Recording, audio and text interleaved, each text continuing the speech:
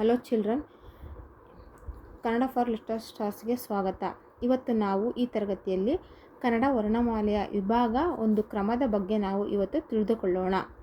ಕನ್ನಡ ವರ್ಣಮಾಲೆ, ಅದರಲ್ಲಿ ಎಷ್ಟು ಅಕ್ಷರಗಳಿವೆ ಮತ್ತು ಅದರ ಸ್ವರಗಳೆಂದರೆ ಏನು, ವ್ಯಂಜನಗಳಂತಂದರೆ ಏನು, ಯೋಗವಾಹಕಗಳಂದರೆ ಯಾವ್ಯಾವು, ಹೀಗೆ ಅಸ್ವಸ್ವರ, ದೀರ್ಘ ಸ್ವರ, ಹೀಗೆ ಅನುನಾಸಿಕ, ವಿಸರ್ಗ, ಹೀಗೆ ನಾವು ವರ್ಗೀಯ ಅವರ್ಗೀಯ ವ್ಯಂಜನಗಳು, ಅಲ್ಪಪ್ರಾಣ, ಮಹಾಪ್ರಾಣ, ಈ ಒಂದು ಎಲ್ಲ ಅಕ್ಷರಗಳನ್ನು ಬಗ್ಗೆ ಇವತ್ತು ನಾವು ಈ ಕನ್ನಡ ವರ್ಣಮಾಲೆಯ ಒಂದು ವಿಭಾಗ ಕ್ರಮದಲ್ಲಿ ನಾವು ಹಂತವಾಗಿ ನೋಡೋಣ. ನಾವು ಕನ್ನಡ ವರ್ಣಮಾಲೆಯಲ್ಲಿ ಎಷ್ಟು ಅಕ್ಷರಗಳನ್ನು ಒಳಗೊಂಡಿದೆ? ಕನ್ನಡ ವರ್ಣಮಾಲೆಯಲ್ಲಿ ಒಟ್ಟು ಅಕ್ಷರಗಳು 49 ಅಕ್ಷರಗಳನ್ನು ಒಳಗೊಂಡಿದೆ. ಆ ಒಂದು ಅಕ್ಷರಗಳನ್ನು ನಾವು 49 ಅಕ್ಷರಗಳನ್ನು ಒಳಗೊಂಡಿರೋದಕ್ಕೆ ನಾವು ವರ್ಣಮಾಲೆ ಅಂತ ಕರಿತೀವಿ. ಅದರಲ್ಲಿ ಸ್ವರಗಳು ಎಷ್ಟಿದ್ದಾವೆ? ಅದರಲ್ಲಿ ನಮಗೆ ಸ್ವತಂತ್ರವಾಗಿ ಉಚ್ಚರಿಸುವಂಥ ಅಕ್ಷರಗಳನ್ನು ನಾವು ಏನಂತ ಕರಿತೀವಿ? ಸ್ವರಗಳು ಅಂತ ಕರಿತೀವಿ ಮಕ್ಕಳೇ. ಏನಂತ ಕರಿತೀವಿ? ನಾವು ಸ್ವತಂತ್ರವಾಗಿ ಉಚ್ಚರಿಸುವಂಥ ಅಕ್ಷರಗಳನ್ನು ನಾವು ಸ್ವರಗಳು ಅಂತ ಕರಿತೀವಿ. ಸ್ವರಗಳು ಅಂತಂದರೆ ಎಷ್ಟಿದ್ದಾವೆ? 13 ಅಕ್ಷರಗಳನ್ನು ಒಳಗೊಂಡಿರುವಂಥ ಅಕ್ಷರಗಳನ್ನು ನಾವು ಏನಂತ ಕರಿತೀವಿ? ಸ್ವರಗಳು ಅಂತ ಕರಿತೀವಿ. ಮತ್ತು ಅದರಲ್ಲಿ ನೆಕ್ಸ್ಟು ವ್ಯಂಜನಗಳು ಅಂತಂದರೆ ನಾವು ಅದರಲ್ಲಿ ಎಷ್ಟಿದ್ದಾವೆ? ಒಂದು 34 ಅಕ್ಷರಗಳನ್ನು ಒಳಗೊಂಡಿರುವಂಥ ಅಕ್ಷರಗಳನ್ನು ನಾವು ವ್ಯಂಜನಗಳು ಅಂತ ಕರಿತೀವಿ.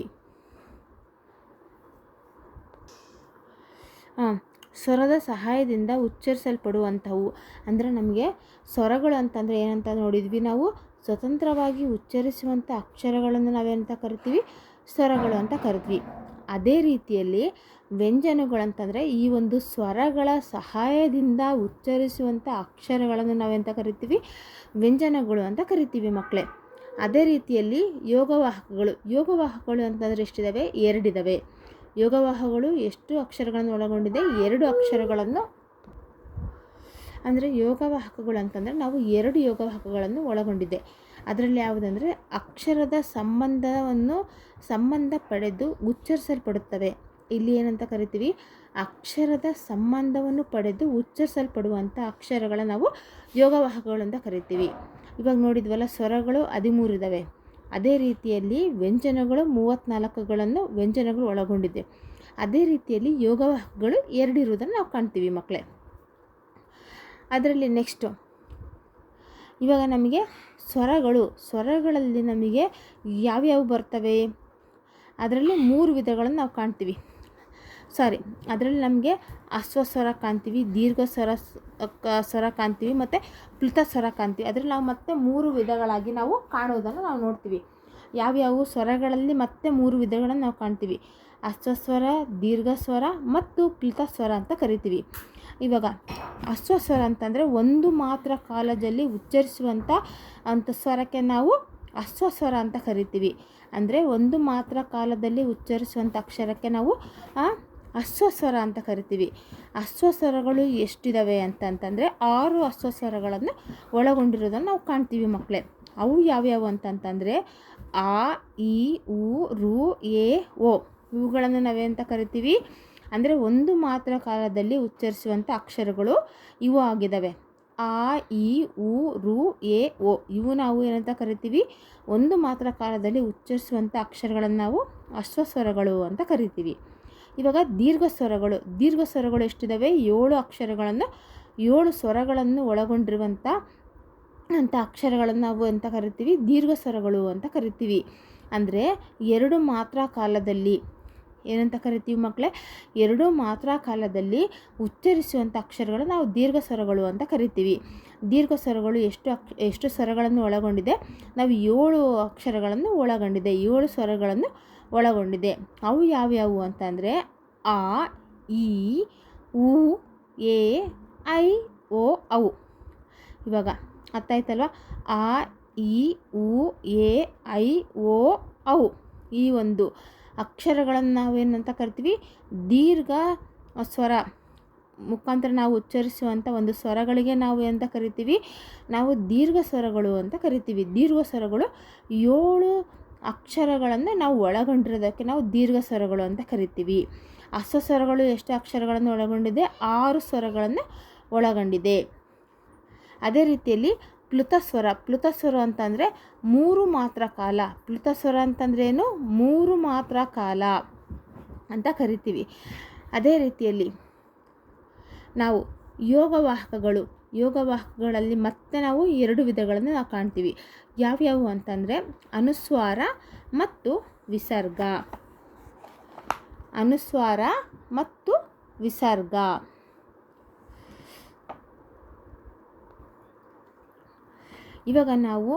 ಇವಾಗ ವ್ಯಂಜನಗಳಲ್ಲಿ ನಾವು 34 ವ್ಯಂಜನಗಳು ನೋಡಿದ್ವಿ.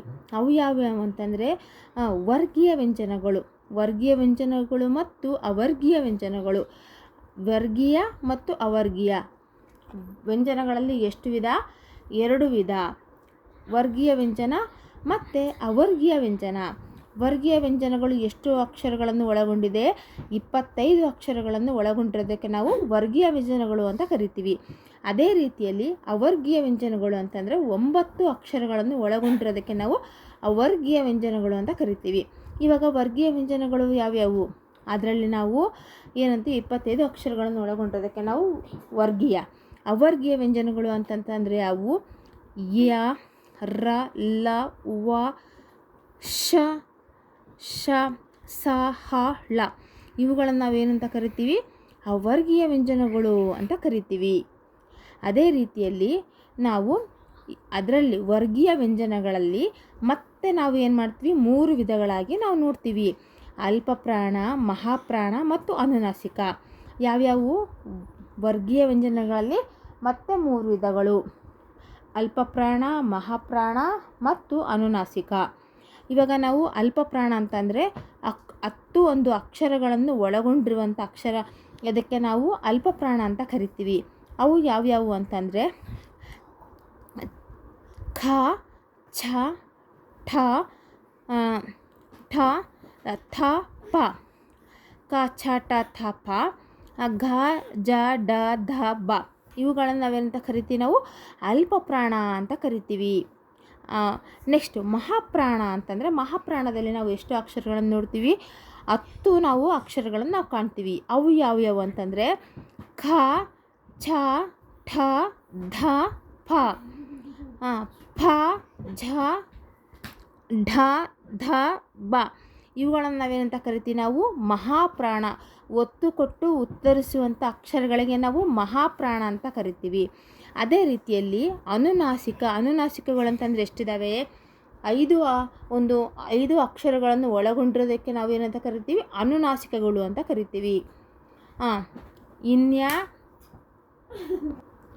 ಇವಾಗ ನಾವು 5 ಅನುನಾಸಿಕಗಳನ್ನು ನಾವು ಕಾಣ್ತೀವಿ. ಅವು ಯಾವೆ ಅಂತಂದರೆ ಕ, ಕ, ಗ, ಗ, ನ್ಯ, ಚ, ಚ, ಜ, ಜನ್ಯ, ಟ, ಟ, ಡ, ಡಣ್ಣ, ತ, ತ, ದ, ದನ್ನ, ಪ, ಪ, ಬ, ಬಮ್ಮ. ಹೆಂಗೆ? ಇವುಗಳನ್ನು ನಾವೇನಂತ ಕರಿತೀವಿ? ಅನುನಾಸಿಕಗಳನ್ನು ಅಂತ ಕರಿತೀವಿ ಮಕ್ಕಳೇ. ಹೀಗೆ ಕನ್ನಡ ವರ್ಣಮಾಲೆಯಲ್ಲಿ ಒಟ್ಟು 49 ಅಕ್ಷರಗಳನ್ನು ನಾವು ಯಾವ ರೀತಿ ವಿಭಾಗ ಮಾಡಿರುವುದನ್ನು ನಾವು ತಿಳಿದುಕೊಂಡಿದ್ದೇವೆ. ಆಯಿತಾ? ಅದರಲ್ಲಿ ಸ್ವರಗಳು 12, ವ್ಯಂಜನಗಳು 34, ಯೋಗವಾಹಕಗಳು 2. ಸ್ವತಂತ್ರವಾಗಿ ಉಚ್ಚರಿಸುವಂತಹವುಗಳನ್ನು ನಾವು ಸ್ವರಗಳು ಅಂತ ಕರಿತೀವಿ. ಅಂತಂದರೆ ಸ್ವರಗಳ ಒಂದು ಸಹಾಯದಿಂದ ಉಚ್ಚರಿಸಲ್ಪಡುವಂಥ ಅಕ್ಷರಗಳಿಗೆ ನಾವು ವ್ಯಂಜನಗಳು ಅಂತ ಕರಿತೀವಿ. ಅದೇ ರೀತಿಯಲ್ಲಿ ಯೋಗವಾಹಕಗಳು ಅಂತಂದರೆ ಅಕ್ಷರದ ಸಂಬಂಧ ಪಡೆದು ಪಡುತ್ತವಂಥ ಅಕ್ಷರದ ಸಂಬಂಧ ಪಡೆದು ಉಚ್ಚರಿಸಲ್ಪಡುವಂಥ ಅಕ್ಷರಗಳನ್ನು ನಾವು ಯೋಗವಾಹಕಗಳು ಅಂತ ಕರಿತೀವಿ. ಯೋಗವಾಹಕಗಳು ಎಷ್ಟಿದ್ದಾವೆ? 2 ಇದ್ದಾವೆ. ವ್ಯಂಜನಗಳು 34. ಅದೇ ರೀತಿಯಲ್ಲಿ ಸ್ವರಗಳು ಎಷ್ಟಿದ್ದಾವೆ? 13. ಇದೇ ರೀತಿಯಲ್ಲಿ ಮತ್ತೆ ಸ್ವರಗಳನ್ನು ನಾವು ವಿಭಾಗ ಮಾಡಿದಾಗ ಅಶ್ವಸ್ವರ, ದೀರ್ಘಸ್ವರ, ಪ್ಲುತಸ್ವರ ಅಂತ ಕರಿತೀವಿ. ಇವಾಗ ಅಶ್ವಸ್ವರ ಅಂತಂದರೆ 6, ದೀರ್ಘಸ್ವರ ಅಂತಂದರೆ 7, ಮತ್ತು ಪ್ಲುತಸ್ವರ ಅಂದರೆ ಅದರಲ್ಲಿ ನಾವು 3 ಮಾತ್ರ ಕಾಲದಲ್ಲಿ ಉಚ್ಚರಿಸುವಂಥ ಅಕ್ಷರಗಳನ್ನು ನಾವು ಪ್ಲುತಸ್ವರ ಅಂತ ಕರಿತೀವಿ. ನೆಕ್ಸ್ಟ್ ಯೋಗವಾಹಕಗಳಲ್ಲಿ ಮತ್ತೆ 2 ವಿಧ: ಅನುನಾಸಿಕ ಮತ್ತು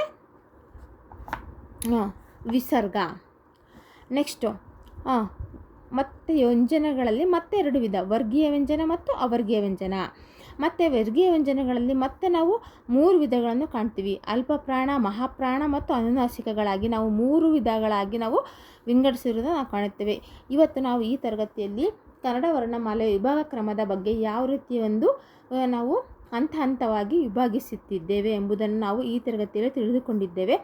ನಿಮಗೆ ಈ ಒಂದು ಕ್ಲಾಸ್ ಇಷ್ಟವಾದಲ್ಲಿ please subscribe and like, share ಮಾಡಿ, ಮೇಲೆ ಕಾಣುವಂಥ ಬೆಲ್ ಐಕನನ್ನು ತಪ್ಪದೆ ಪ್ರೆಸ್ ಮಾಡಿ. ಧನ್ಯವಾದಗಳು.